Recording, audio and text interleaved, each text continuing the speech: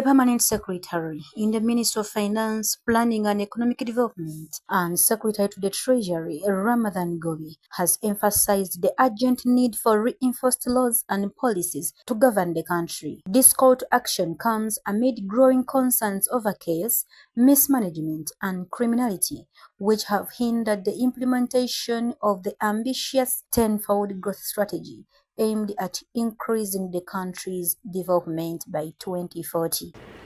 The first one is enforcement of rules of the game, enforcement of laws, of regulations, of policies, so that Uganda we are orderly. We need a trade order, we need to have order on our roads, we need to have order in the markets, we need to have order at our workplaces, we need to have order in schools, and so. He made these remarks during a keynote speech at the 13th CPA Institute of Certified Public Accountants of Uganda Economic Forum in Entebbe.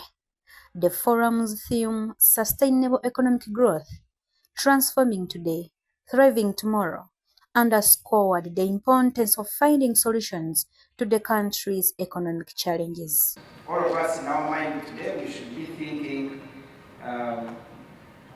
how to sustain ourselves economically, how to transform ourselves, not just tomorrow, but also today, how to thrive even today at a personal level, because that's the only way we can even support the people we wish to support. The discussions at the forum highlighted a range of issues, including salary disparities among public servants, particularly in local government, misconduct among accountants, and unprofessionalism. To voice out, since we have our keynote speaker, is that increasingly we are hearing stories of complaints about our accountants, about our members who don't reach. So it's my call, PSST, that your ministry and public sector reports any professional matter to the institute, because I think that's why the government put in place the Institute of Certified Public Accountants of Uganda to handle professional matters for accountants. When you compare, they earn about 40% what the rest earn. So that's the disparity is a bit huge. And while we plead for them, especially also is they work in hard to reach areas. You are counting at a sub-county deep in the middle of somewhere, let's say in Karamoja or Bundibujo. So our plea is that if their pay is also enhanced, so that they can be at par with the rest of the accountants. And the message was that as professionals, we are regulated and we have disciplinary processes within our institutes. So other than making noise out there, if you have a valid case against a professional, the correct procedure is to report it to the institute, then our disciplinary processes can take over.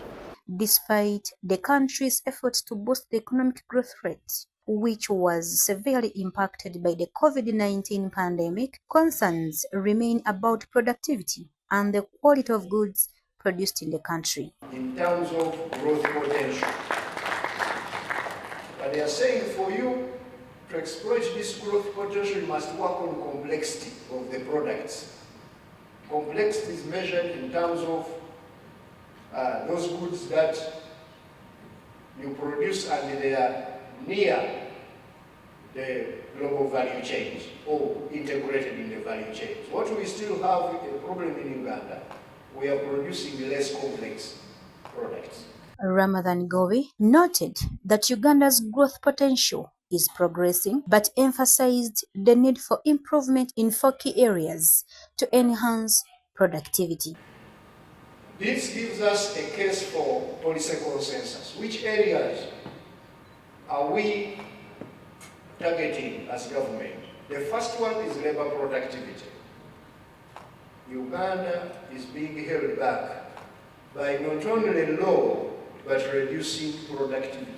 He termed this process a cleanup and stressed its importance for the country's economic future. The cleaning up, what we are calling cleaning up, is enforcing rules. The second is skilling up Ugandans, because you can't develop a country of low productivity workers and productivity is usually defined or enhanced by the skills that the workers gain through training and also through learning by doing.